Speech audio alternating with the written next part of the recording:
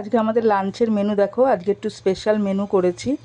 আজকে আমি করেছি হচ্ছে এটা হচ্ছে আলু বিরিয়ানি করেছি, আর তার সঙ্গে করেছি মাটন কষা, আর তার সঙ্গে এই যে স্যালাড আছে, আর একটু আমি সাদা ভাত, বিরিয়ানি করার আগে একটু সাদা ভাত রেখে দিয়েছিলাম, সেটা দিয়ে এই যে কচু বাটা করেছি, নারকেল দিয়ে সর্ষে দিয়ে কচু বাটাটা আমি একটু তেলে নেড়ে নিয়েছি।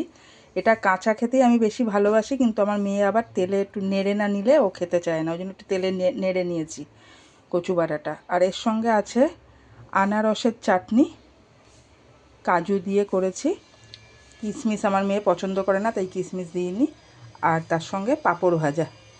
এই হচ্ছে আমাদের আজকে লাঞ্চের মেনু। আমার মেনুটা তাহলে কীরকম লাগলো তোমরা বলো।